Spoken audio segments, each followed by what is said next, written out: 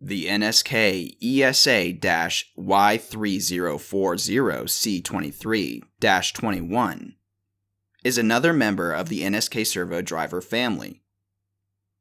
We received this from a semiconductor customer, and it required a full rebuild. As shown in the video, we performed a full test on the driver with our own motor and custom interface. These drivers are custom programmed and used in a variety of applications for moving wafer cartridges through a tool.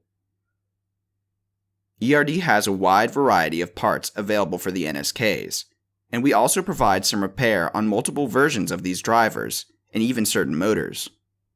We are confident in the fact that we provide the best possible repair for our customers for this product line.